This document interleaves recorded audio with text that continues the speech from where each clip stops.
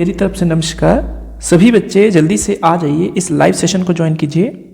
आज का सेशन जो है ये इम्पॉर्टेंट होने वाला है और इसमें हम जो गिरिराज न्यूज़पेपर है 4 से 10 जनवरी का जो जिक्र है इसमें देखने को मिलेगा। इससे पहले का जो न्यूज़पेपर था उसको हम कवर अप कर चुके हैं और इसमें कुछ एक इम्पॉर्टेंट जो न्यूज़ है उसको हम पढ़ने वाले हैं।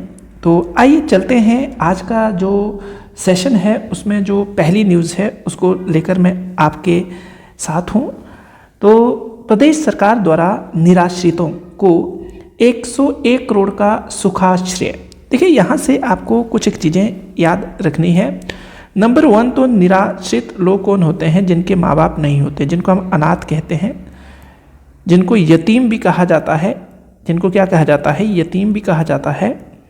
तो ये चीज़ें आपको यहाँ से याद रखनी है। हाल ही में जो नई विधानसभा का अभी गठन हुआ है और हिमाचल प्रदेश में नई सरकार बनी है। तो सरकार बनने के बाद जो एक डिक्लेरेशन हुआ है, डिक्लेरेशन क्या हुआ है कि जो निराश्रित लोग हैं उनके लिए 101 करोड़ का जो बजट है 101 करोड़ क्या किया जाएगा, खर्च किया जाएगा। अब इसमें हम देखते हैं कि क्या है, यहाँ पर लिखा भी है, जिन बच्चों के माँ बाप नहीं है उनके लिए सरकार ही माता पिता। ये मुख्यमंत्री जी कह रहे हैं और उसको जो गिरिराज न्यूज़पेपर में पब्लिश किया गया है। अब हमारे लिए ये क्यों इम्पोर्टेंट है, तो यहाँ पर इसको बिल्कुल ध्यान से देखना है। जो अनाथ बच्चे हैं या जो ज़रूरतमंद बच्चे हैं, सरकार ज़रूरतमंद बच्चों विशेषकर अनाथ बच्चों की बातचीत यहाँ पर की है और निराश्रित। इसके अलावा महिलाओं और वृद्ध जनों के कल्याण के लिए प्रतिबद्ध है। ये हमारे जो सीएम जी है वो बात कह रहे थे जब मुख्यमंत्री ने शपथ ग्रहण करने के पहले दिन, मतलब ये डिक्लेरेशन किया कि बालिका देखभाल संस्थान टूटीकुंडी का जब दौरा किया तो उस दौरान वो ये बातचीत कह रहे थे कि जो यतीम होते हैं उनको काफ़ी समस्याओं का सामना करना पड़ता है और जो फेस्टिव होते हैं या अन्य जो त्यौहार आते हैं, इसके अलावा कभी जब बच्चों को किसी भी फील्ड में जाना है, चाहे शिक्षा की बातचीत की जाए, चाहे कहीं जेब खर्चे की बातचीत की जाए, तो उनको कहीं ना कहीं दिक्कत का सामना करना पड़ता है। तो इसलिए उन्होंने ये बातचीत कही कि जो ये सरकार है, जो कांग्रेस की सरकार बनी है, वो क्या करेगी, उनके लिए एक डिसीजन लिया और 101 करोड़ की धनराशि मुख्यमंत्री सुखा आश्रय, इसको ध्यान से देखना, सुखा आश्रय जो सहायता कोष है उसको स्थापित किया जाएगा और वहाँ से उन नीडी पर्सन को धन दिया जाएगा। और धन की जो उन्होंने मात्रा रखी है ये 500 रुपये उत्सव अनुदान प्रदान करने की बातचीत की गई है। और ये किन किन को दिया जाएगा? बेसहारा बच्चों की बातचीत की है, निराश्रित महिलाओं की बातचीत की है और जो नारी सदन है उसमें रहने वाली महिलाओं की बातचीत की है। तो ये सारी की सारी चीज़ें जो है हमारे लिए इम्पॉर्टेंट है, ये आपको अच्छे से याद रखनी है। ये एक प्रकार की योजना ही हो गई जो इन्होंने इसका डिक्लेरेशन किया है। तो अच्छे से इस न्यूज़ को क्या करना है, याद रखना है। तो ये आप यहाँ से देख सकते हैं। उसके बाद है शिमला शहर होगा झुग्गी मुक्त, मिलेगी बेहतर आवासीय सुविधाएं। ये हमारे सीएम जी कह रहे हैं और इसको अच्छे से याद रखना। पूछ सकते हैं कि हाल ही में किस जिला में जो है झुग्गियों को ख़त्म करने का आह्वान किया है या उसको ख़त्म करने की घोषणा की है। तो ये जो शिमला है वहाँ पर ऐसा मतलब किया जाएगा। हमारे जो माननीय सुखविंदर सिंह सुक्खू जी जो हमारे सीएम बने हिमाचल प्रदेश के, उन्होंने ऐसा डिक्लेरेशन किया है। तो ये इतनी ही यहाँ से आपको क्या करनी है, न्यूज़ याद रखनी है। इसके अलावा पालमपुर में 35 करोड़ से स्थापित होगा ITI पार्क, ठीक तो बोला हुआ है, ITI पार्क। अब इससे क्या होगा, वहाँ पर रोजगार के साधन भी आएंगे और इसके अलावा 3 औद्योगिक परियोजनाओं के साथ 42 करोड़ की केंद्रीय निधि स्वीकृत है। मीन्स ये जो 3 औद्योगिक परियोजनाओं के साथ 42 करोड़ की केंद्रीय निधि भी इसके लिए मतलब प्राप्त है। आपको पता होगा केंद्र की सपोर्ट भी है और उस पैसे को भी क्या किया जाएगा, यहाँ यूज़ किया जाएगा। तो यहाँ से हमारे लिए एक क्वेश्चन बन रहा है कि ये जो पार्क है कहाँ पर स्थापित किया जाएगा। आने वाले समय में ये पेपरों में पूछा जा सकता है।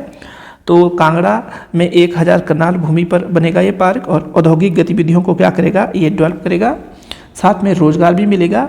और इसके अलावा जो अन्य जो गतिविधियां होगी, जैसे कि हम बातचीत करेंगे भूड और बद्दी में भी नई औद्योगिक गतिविधियों को मतलब आगे ले जाया जाएगा। अगर हम बातचीत करें तो बातचीत करने के बाद जो यहाँ पर एक मतलब स्थान दिया है पालमपुर, मैं आपको बताना चाहता हूँ कि जो पालमपुर है, पालमपुर आपको अच्छे से पता है कांगड़ा की एक तहसील है और तहसील में एक गांव है, उस गांव का नाम जो है राख। नगरी में ये सूचना प्रौद्योगिकी पार्क स्थापित किया जाएगा।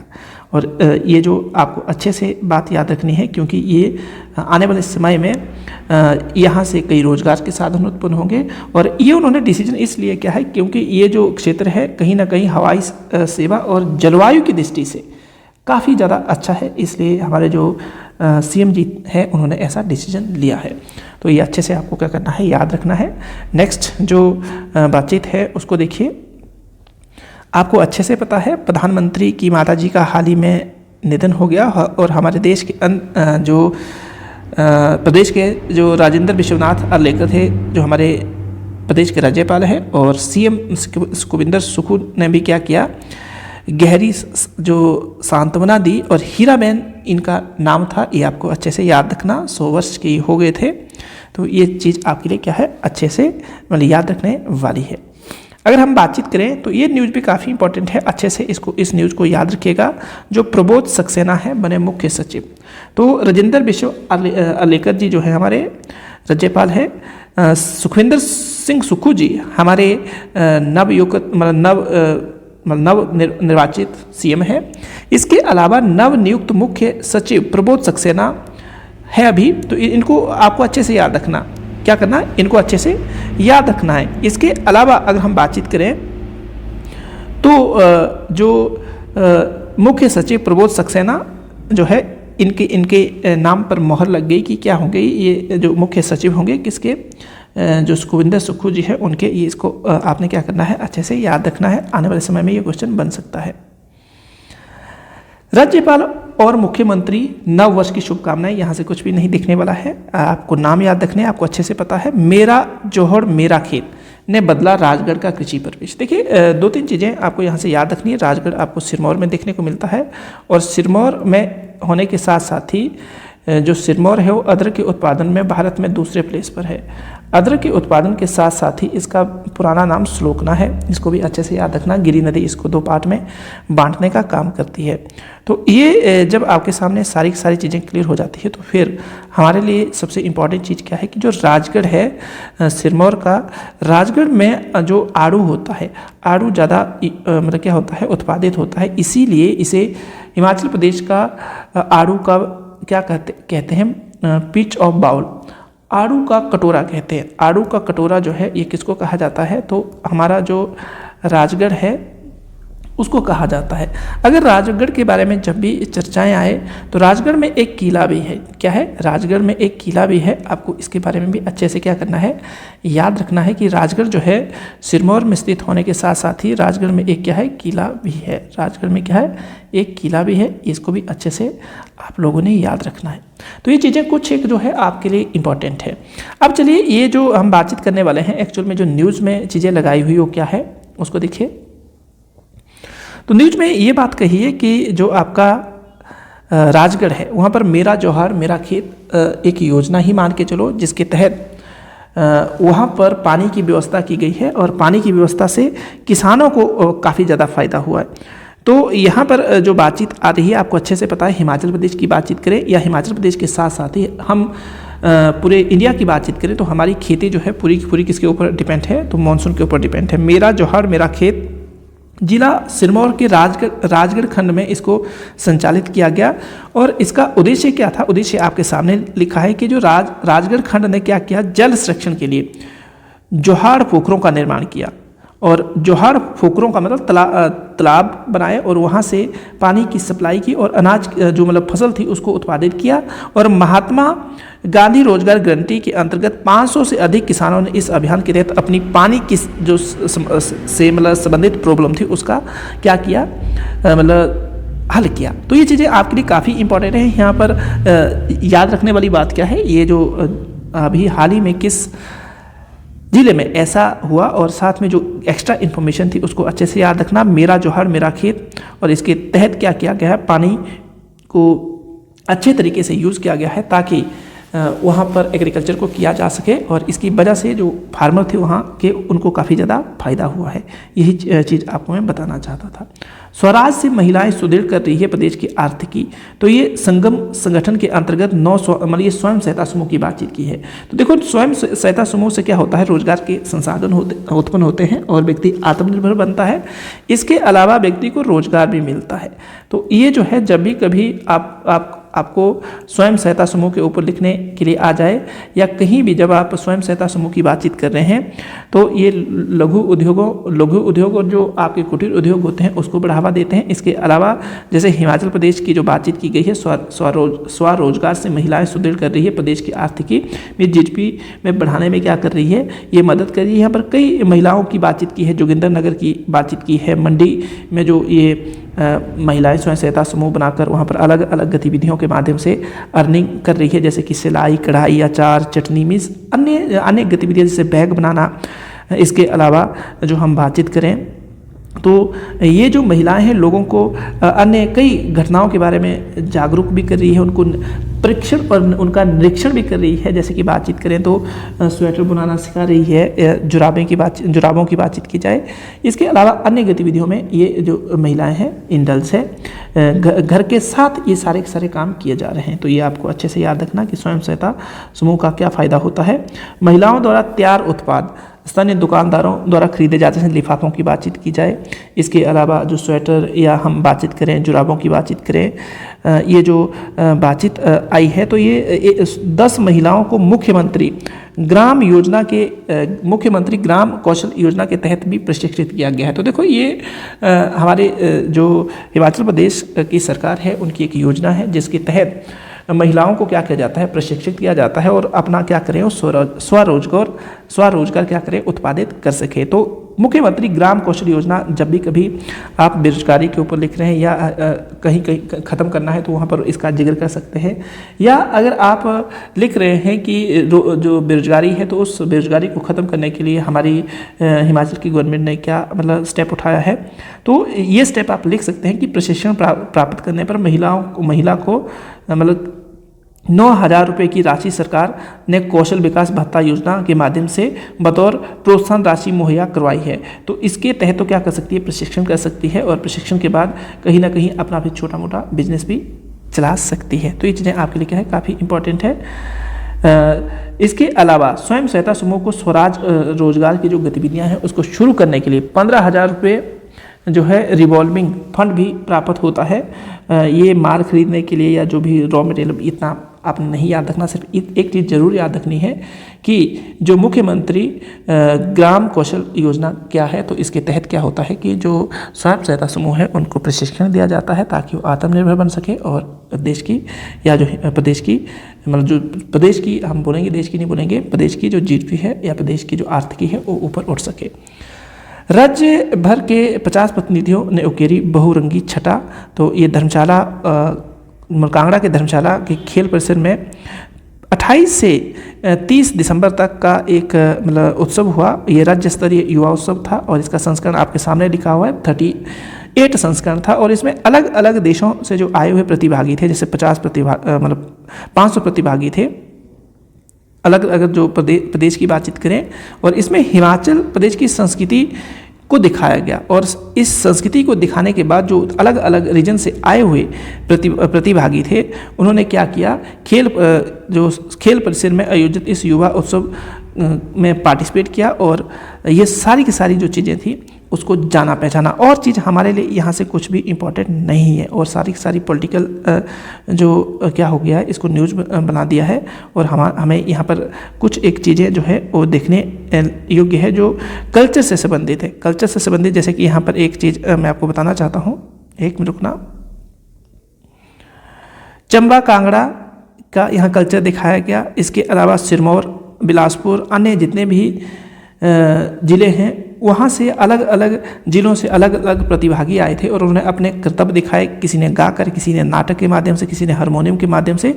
ये सारा का सारा जो किसी ने बांसुरी बजाई, ये सारी की सारी गतिविधियाँ इस उत्सव में हुई। तो ये चीज़ें जो है आप कहीं लिख रहे हैं तो संस्कृति के ऊपर जब लिख सकते हैं कि कहीं ना कहीं जो हमारे हिमाचल की संस्कृति है यूनिक है, वो आप बता सकते हैं। विधानसभा के शीतकालीन सत्र के प्रबंधों को लेकर समीक्षा बैठक आयोजित हुई। आपको अच्छे से पता है 4 जनवरी को मतलब जो हिमाचल प्रदेश का शीतकालीन जो विधानसभा सदन है वो शुरू हुआ था, धर्मशाला के तपोवन में शुरू हुआ था।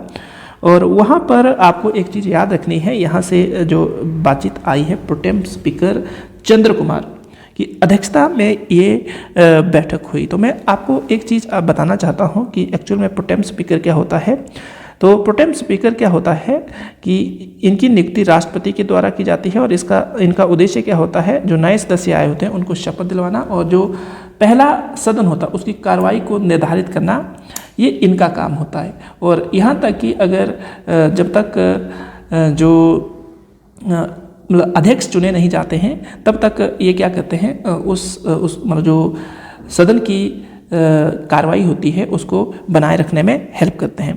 और इनकी नियुक्ति अगर सेंटर में बातचीत की जाए तो राष्ट्रपति करते हैं और स्टेट में बातचीत की जाए तो राज्यपाल का ये काम होता है। और इनका काम क्या होता है कि शपथ दिलवाना होता है। वास्तविक तौर पर ये वरिष्ठ जो सदस्य होते हैं उनको ये काम दिया जाता है। तो ये चीज़ आपको अच्छे से याद रखनी है, जो प्रोटेम स्पीकर के बारे में मैंने बातचीत की है, जो आपके लिए इम्पोर्टेंट है। आगे चलिए।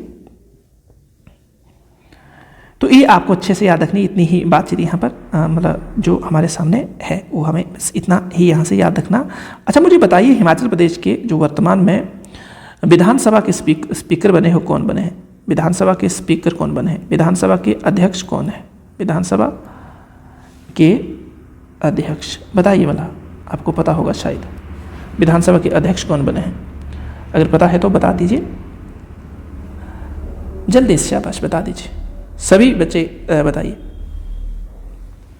आगे है, सुनिश्चित करेंगे मुक्त, पारदर्शी और जवाबदेह प्रशासन। मुख्यमंत्री का ये लाइन है। कभी भी आप कुछ लिख रहे हैं तो यहाँ से आपको 2-3 चीज़ें सीखनी है। पारदर्शी, जवाबदेह प्रशासन, ये शब्दों को चुराना। मान लो कभी आप लिख रहे हैं कि किसी समस्या के ऊपर लिख रहे हैं तो वहाँ पर बता सकते हैं कि पारदर्शी व जवाबदेह अगर प्रशासन आता है तो तभी जाकर क्या होगा, देश का विकास होगा। ये चीज़ आपको यहाँ से चुरानी है। और ये हमारे जो सीएम थे उन्होंने ऐसी बातचीत की। ये आपको पता है मंत्रिमंडल की पहली बैठक में ये ओपीएस को लागू करने का मतलब जो उन्होंने आह्वान मतलब क्या बोलते हैं, वचन दिया है कि हम क्या करेंगे इस दिन, इसको मतलब जब मीटिंग होगी पहली कैबिनेट की उसमें ऐसा किया जाएगा। अब जो कांगड़ा जिले में ट्रैकिंग की गतिविधियां हैं उस पर रोक लगाई गई है। रोक लगाने का मतलब ये है कि कहीं ना कहीं जो दुर्घटनाएं ना हो, और अब अनुमति लेकर जो है ऐसा करना पड़ेगा।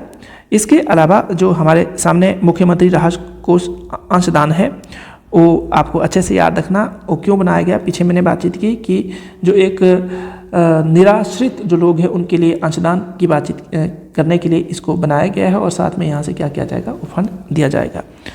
वर्ष 2023 का कैलेंडर जारी हो गया है, ये आप देख सकते हैं। हमारे जो सीएम है और साथ में डिप्टी सीएम है वो उनको आप देख सकते हैं।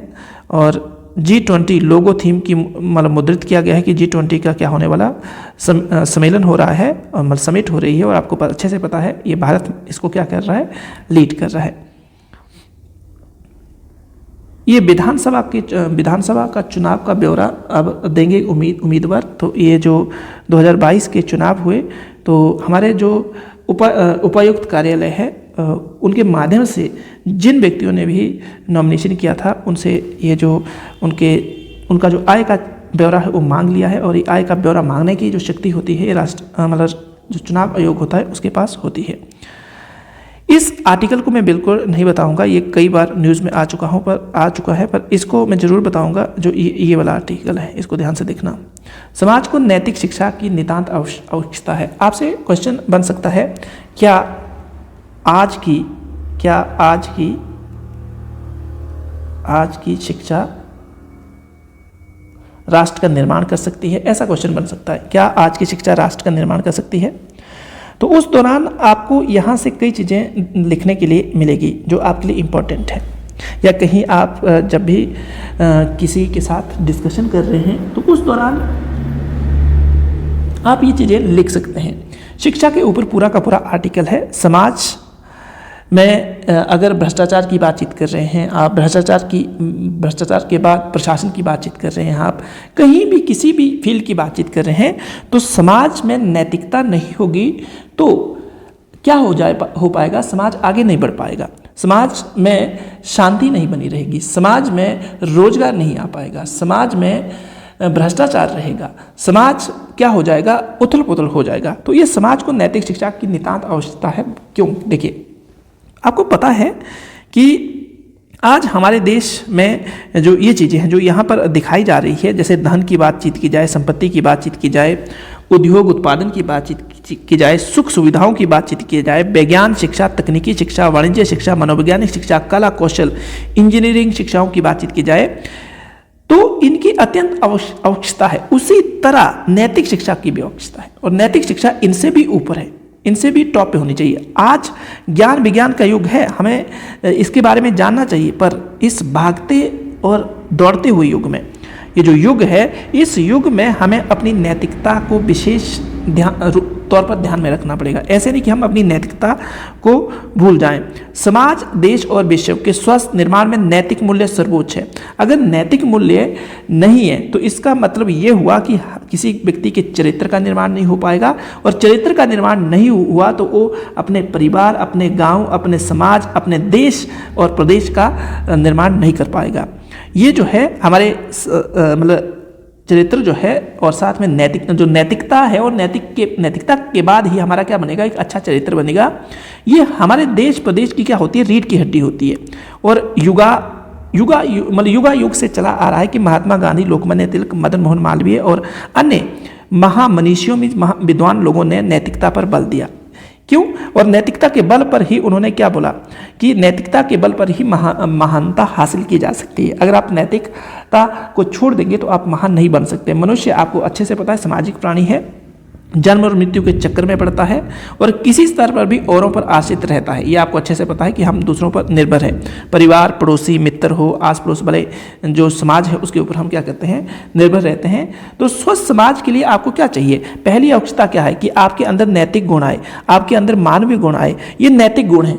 आपसे पूछा जाए नैतिक गुण क्या होते हैं, तो नैतिक गुण क्या होते हैं कि नैतिकता में मानव गुण आएंगे, सत्य आएगा, प्रेम आएगा, अहिंसा आएगा, ये सहिष्णुता आएगी, ममता आएगा, क्षमा आएगा, द्वेष भावना ना हो, राष्ट्र प्रेम हो, कर्तव्य के प्रति आप निष्ठा रखें, विधान और विधि के अनुसार काम करें, संस्कृति और जातियों और धर्मों भाषाओं का सम्मान करें, मन, वाणी और कर्म से क्या हो, आप किसी के प्रति समर्पित रहें और अच्छे से इसका पालन करें। समय अनुसार क्या करें, अपने में परिवर्तन करें। ये क्या है? ये सारे के सारे नैतिक मूल्य हैं। और आज जो शिक्षा है, उस शिक्षा में इन नैतिक मूल्यों की कमी हो गई है। आज आप स्कूलों में जाते हैं, कॉलेजों में जाते हैं, तो वहाँ पर अशिक्षा को दूर करने के लिए इन नैतिक मूल्यों को बढ़ावा देने का प्रयास किया जाता है। डिग्रियाँ आप हासिल कर लेते हैं, नैतिक मूल्य नहीं है तो डिग्रियाँ वो बेकार रह जाती है। शिक्षा क्या करती है? जीवन में चरित्र का निर्माण करती है। पर कैसी शिक्षा? नैतिक शिक्षा चाहिए। अगर आप धन, सत्ता, कुर्सी, लालच और अपने मतलब स्वार्थ के लक्ष्य को पूरा करने के लिए आगे बढ़ रहे हैं और पाप पुण्य का वहाँ पर बिल्कुल ध्यान नहीं रख रहे हैं, उचित और अनुचित का आपको बिल्कुल भी ध्यान नहीं है, तो इसका तात्पर्य ये हुआ कि कहीं ना कहीं आप लोग जो है नैतिक मूल्य से दूर जा रहे हैं। और हमारे समाज में नैतिक मूल्य के बिना क्या किया जा सकता है? जीवन को सफल नहीं बनाया जा सकता है, चाहे युवती हो, चाहे कोई भी व्यक्ति हो। तो ये जो है आज का समाज है, और आज के समाज में क्या है कि कहीं ना कहीं नैतिकता की कमी हो गई। अगर आप नैतिक हो जाते हैं तो आप गरीबी को खत्म कर सकते हैं, आप गरीबी के साथ साथ ही समाज में शांति स्थापित कर सकते हैं, आप रोजगार को जनरेट कर सकते हैं। आप कहीं भी बातचीत करें तो नैतिक मूल्य जो है वो टॉप पे हैं। आज का जो युग है, ये टेलीविज़न साथ में ये सारी बातचीत की है, इससे कहीं ना कहीं हमारे जो नैतिक मूल्य है कहीं ना कहीं प्रभावित जरूर हुए हैं। पर अगर आप नैतिक मूल्य को बनाए रखते हैं और इसको समाज के साथ और ये जो मॉडर्न टेक्नोलॉजी है इसके साथ बैलेंस कर पाते हैं, तो तभी जाकर हमारे समाज का क्या होगा, विकास होगा। अदरवाइज बाह्य चिंता बनी रहेगी और समाज कहीं ना कहीं किसी अन्य दिशा में चला जाएगा। तो ये था आर्टिकल की जो हमारे लिए इम्पोर्टेंट था। इसके अलावा अगर हम बातचीत करें तो जो ये मरता वही नहीं जो मौत को सिराने रखकर सोता है, मरता वो भी है जिसे ज़िंदगी जीने का सलीका नहीं आता। देखिए ये सारा का सारा कोई भी समाज, देश समाज तब तक उन्नति नहीं कर सकता जब तक उसके नागरिकों में नैतिक मूल्य ना हो। ये बिल्कुल ठीक लिखा है। महर्षि वेद व्यास ने कहा है, श्रुताम धर्मसवा श्रुता चैवा धर्याम आत्मना प्रतिकूलानि प्रेषाना समाचरित। यदि यही नैतिकता का धर्म है, बस आवश्यकता है इसे सुनने समझने की, धारण करने की और इसका पालन करने की। देखिए ये जो ऊपर बोला हुआ है कि यहाँ पर अगर हम बातचीत करें तो यहाँ एक बातचीत लिखी है कि आपको जीवन जब यापन करना है तो दूसरों के प्रति वैसा व्यवहार कदापि ना करें जो बर्ताव तुम स्वयं अपने प्रति सहन नहीं कर सकते। अगर आप ऐसा करना सीख गए तो इसका तात्पर्य ये हुआ कि आप नैतिक है और दूसरों से ये नहीं चाहते हैं कि हमसे झूठ बोले। तो आपको भी ये ध्यान रखना है कि आप वैसा ना करें। आप चाहते हैं कि कोई चोरी ना करे, कोई फरेब ना करे, तो आपको भी ऐसा करना पड़ेगा। चाहे बहन बेटी के प्रति अगर आप बुरी भावना नहीं चाहते अपनी, तो आप दूसरों के प्रति भी ऐसा ना करें। तो ये सारी की सारी बातें क्या है, ये नैतिक जो मूल्य है उसमें होती है। ये आपके लिए क्या है, काफी इंपॉर्टेंट है। यहाँ पर प्राकृतिक संपदा का विनाश आत्मघाती। देखिए हाल ही में आपको अच्छे से पता होगा कि उत्तराखंड का जो जोशीमठ है उसमें कुछ एक उथल पुथल हुई है, और उथल पुथल में जो यहाँ पर सबसे बड़ा कारण दिया जा रहा है वो कहीं ना कहीं जो मानव है, मानव का प्राकृतिक में हस्तक्षेप सबसे बड़ा कारण माना जा रहा है। यहाँ पर एक कोटेशन मानो तो भी ठीक है। हमारे गोस्वामी तुलसीदास लिखते हैं कि पर संपदा विनाशी नसाही जिमि ससी हसी हिम उपली बिलाही, अर्थात दूसरों की संपत्ति को नष्ट करने वाले स्वयं नष्ट हो जाते हैं, जैसे खेत का नाश करने वाला ओला स्वयं बाद में नष्ट हो जाता है। आज के संदर्भ में तुलसीदास की ये जो पंक्तियां हैं अत्यंत प्रासंगिक है। देखो ये तुलसीदास की आप चीज लिख सकते हैं, अगर संस्कृत में नहीं भी आता है तो आप जरूर इसको याद रख सकते हैं कि दूसरों को नष्ट करने वाला स्वयं जीवित नहीं रह सकता। एग्जाम्पल दे सकते हैं आप, जिस तरह एक फसल को नष्ट करने वाला ओला उसी वक्त नष्ट हो जाता है, तो उसी प्रकार अगर आप किसी अन्य को नष्ट करके सोचते हैं कि आप स्वयं नष्ट नहीं होंगे, तो ये बिल्कुल आपकी गलत अवधारणा है। ऐसा नहीं हो सकता है। हम दूसरों का सामूहिक नुकसान रोकने के लिए बिल्कुल आगे नहीं आते हैं। चाहे परिणाम स्वरूप हमारा जब प्रत्यक्ष या परोक्ष तौर पर नुकसान होता है तो हमें उस वक्त पता चलता है कि नुकसान क्या होता है। ये संपूर्ण विश्व हमारा है। यहाँ पर तात्पर्य ये है कि देखिए आज का जो ये मॉडर्न टेक्नोलॉजी है, मॉडर्न टूरिज्म है, और इसके साथ ही जो पॉपुलेशन बढ़ी है, व्यक्ति की लालसा बढ़ गई है, तो वो क्या कर रहा है, प्राकृतिक का अवशोषण कर रहा है। प्राकृतिक का अवशोषण करने से क्या हो रहा है, उसको लग रहा है कि मैं प्रकृति के साथ जो खिलवाड़ करूंगा उसका खामियाजा मुझे नहीं भुगतना पड़ेगा। तो इस पृथ्वी पर जो जितने भी उपलब्ध साधन है, अगर उसको हम शोषित करेंगे तो क्या होगा, कुछ समय के बाद जिस पृथ्वी पर हम रह रहे हैं वो हमसे बदला जरूर लेगी। राइटर का ये कहने का तात्पर्य है। आज जो इतना हालात बिगड़ चुके हैं, इसका तात्पर्य ये है कि जैसे अभी हाल ही का जो उत्तराखंड का एग्जाम्पल देखने को मिला है कि भूमि खिसक गई है और पूरा का पूरा क्या है, वहाँ पर त्राहिमाम मच गया है। तो यहाँ पर प्रेषण करने का ये तात्पर्य है कि अगर हम ऐसा ही करते रहेंगे तो क्या हम जीवन को संपन्न कर पाएंगे, क्या हम अपने जीवन का उद्देश्य जो है उसे परिपूर्ण कर पाएंगे। प्रश्न क्या उठता है कि इससे हम क्या कर सकते हैं। हमारे जीवन का एकमात्र उद्देश्य खूब कमाना और खूब खर्च करना है। अगर ऐसा ही उद्देश्य है तो हमें इस उद्देश्य को बदलना पड़ेगा, अदरवाइज घुट घुट कर मरना पड़ेगा। ये लाइनें काफ़ी अच्छी लगी मुझे, जब मैंने इसको रीड किया तो मुझे काफ़ी अच्छी लगी कि देखिए अगर आपका उद्देश्य क्या है, पैसा कमाना है, अगर आपका उद्देश्य खूब खर्च करना है, तो इस उद्देश्य को बदल लीजिए। अगर नहीं बदलेंगे तो क्या होगा, कल के लिए आपको घुट घुट कर मरना पड़ेगा। अगर यहाँ पर एक और लाइन मैंने पढ़ी है बीच में, जो ये आर्टिकल है, पानी अभी अगर किसी को खरीदना पड़े, मेरी बात ध्यान से सुनना, वायु किसी को खरीदनी पड़े और अगर ये दो चीज़ें भी खरीदनी पड़े तो व्यक्ति खरीद नहीं पाएगा अभी, क्योंकि इतनी बड़ी समस्या है इसकी। हमारे देश के अंदर पानी की दिक्कत है, इसके अलावा वायु जो आज पोल्यूट हो गई है उसकी भी काफ़ी ज़्यादा समस्या देखने को मिली है। और अगर पानी और वायु आपको खरीदना पड़ जाए तो इसका तात्पर्य ये होगा कि कोई व्यक्ति भी जीवित नहीं रह पाएगा। तो यहाँ से तात्पर्य ये है कि जो हम प्राकृतिक का शोषण कर रहे हैं, हमें क्या करना चाहिए, हमें प्राकृतिक में जो संसाधन है उसको बचाना चाहिए और अपनी जो जीवन शैली है उसको बदलना चाहिए। हम आज प्राकृतिक को क्या कर रहे हैं, नष्ट करने का प्रयास कर रहे हैं। तो ये सारी की सारी चीज़ें क्या है यहाँ पर जुड़ी हुई है। हम पोल्यूशन की बातचीत की जाए उसके माध्यम से, या हमारी जो गलत आदतें हैं उसके माध्यम से, या अन्य जो हमारी लालसा है वो भी क्या कर रही है, इसको और आगे ले जा रही है। तो यही राइटर यहाँ पर कह रहे हैं कि अगर ये चीज़ें खत्म नहीं की गई तो आने वाले समय में क्या होगा, ये जो कुछ वर्षों के बाद आप देखेंगे कि आप घुट घुट कर मरेंगे और मर भी नहीं पाएंगे। ये चीज़ यहाँ राइटर क्या कर रहे हैं, इस आर्टिकल के माध्यम से हमारे सामने रख रहे हैं। तो कोई भी अगर ऐसे लिखने के लिए आता है तो आप बोल सकते हैं जो आपदा होती है दो तरह की होती है, एक प्राकृतिक होती है और एक कृत्रिम होती है। प्राकृतिक का आपदा और कृत्रिम आपदा में क्या अंतर होता है, प्राकृतिक पूरी तरह प्राकृतिक द्वारा ही लाई जाती है, पर जो आर्टिफिशियल या जिसको हम कृत्रिम आपदा बोलेंगे, उस आपदा को लाने का जो काम होता है वो सामान्य लोग करते हैं। जैसे कि अभी आपदा आई तो यहाँ पर जो जियोलॉजिस्ट है वो एक कारण बताते हैं कि कहीं ना कहीं हैबिटेशन और साथ में जो भूमि कटाव और जो लोगों की लालसा, जो टूरिज्म को बढ़ावा देने के लिए जो यहाँ पर अलग अलग स्टेप उठाए गए हैं, उसकी वजह से ये जोशीमठ है वो आपको देखने को मतलब यहाँ पर जो ये दुर्घटना या जो भूमि का धंस जाना देखने को मिला है। प्याज की बेहतर पैदावार के लिए आप क्या कर सकते हैं, वैज्ञानिक तकनीक अपना सकते हैं। पहले तो आप ये देखिए प्याज का एक प्रकंद है, इसको याद रखना, प्रकंद है। और प्याज जो है दोनों टाइप की फसल है, रबी में भी और खरीफ में भी इसको उगाया जाता है। ये चीज़ आपको अच्छे से याद रखनी है। फिर यहाँ से साइंटिफिक तौर पर आपको यहाँ पर देखना है कि इसमें सभी प्रकार के व्यंजन होते हैं, जैसे कि पोटाशियम होता है इसमें।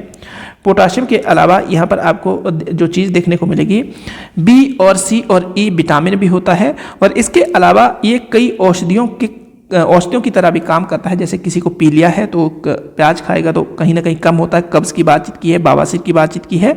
और लीवर से संबंधित जो रोग होते हैं उसको ख़त्म करने में ये क्या करता है, काम करता है। तो आपको ये सारी की सारी चीज़ें अच्छे से याद रखनी है। हमारे लिए यहाँ पर और ज़्यादा चीज़ें कुछ भी याद रखने वाली नहीं है, बस इतना याद रखना कि जो प्याज है वो किस मतलब क्या है और इसमें कौन कौन से कंपोनेंट फूड के होते हैं। अब आय बढ़ाने के लिए करें कचालू की खेती। देखिए कचालू ये आपके सामने है, मैं यहाँ पर ज़्यादा नहीं बताना चाहूँगा, पर इसका अचार डलता है, इसकी सब्जी बनती है और इसका यूज औषधि में भी होता है। अब इसकी खेती अलग अलग जगह पर की जाती है और हिमाचल प्रदेश के अलग अलग एरियाज़ में इसको उगाया जा सकता है। मिड हिमालय और शिवालिक में इसकी खेती की जाती है। अब अगर हम बातचीत करें तो ये कहीं ना कहीं अलग अलग जगह पर इसके नाम अलग अलग है। कहीं जगह कचालू कहते हैं, कई जगह इसको अरबी कहते हैं और कई जगह इसको आलू कहा जाता है। और इसका ये अच्छा मीन्स उत्पाद है और उत्पाद होने के साथ साथ ही इस अगर हिमाचल प्रदेश में इसकी खेतीबाड़ी की जाती है तो कचालू की खेतीबाड़ी करने से व्यक्ति इसका संवर्धन करके क्या कर सकता है, अच्छी इनकम जनरेट कर सकता है। इसकी जो गंडिहाली मतलब जो ये गंडिहाली होती है उसको तल कर उसके चिल्ले बनाए जा सकते हैं और साथ में यहाँ पर लिखा है कि बड़ियाँ भी उससे बनाई जा सकती है। तो ये भी एक प्रकार का अच्छा मतलब क्या है कि सिस्टम है, ऐसा करके आप कर सकते हैं। और डंठल से बड़ियाँ, यहाँ पर ये लिखा हुआ डंठल से क्या की जा सकती है, बड़ियाँ बनाई जा सकती है। अब सबसे इम्पॉर्टेंट चीज़ क्या है कि ये जो यहाँ पर इस चीज़ को भी अच्छे से नोट डाउन कीजिएगा, इस साइंस के तरीके से मीन्स आपको क्यों खाना चाहिए। तो इसमें भी विटामिन ए भी होता है, इसके जो पत्ते होते हैं। इसके अलावा कैल्शियम और पोटाशियम की कमी पूर्ति हो जाती है और एंटीऑक्सीडेंट भी इसमें पाए जाते हैं। तो इसका तात्पर्य ये हुआ कि हमें क्या करना चाहिए, जो हमारे पास ये कचवालू है इसको खाना चाहिए, क्योंकि ये हमारे भोजन के लिए एक संतुलित आहार की तरह भी काम करता है। तो ये सारी की सारी चीज़ें जब आपको क्लियर हो जाती हैं तो थोड़ा सा आगे बढ़ने की कोशिश करते हैं। त्याग और बलिदान के प्रति गुरु गोविंद सिंह। आज इस आर्टिकल को डिस्कस नहीं करेंगे, 1 मिनट मुझे टाइम देखने दीजिए, टाइम कितना हो गया।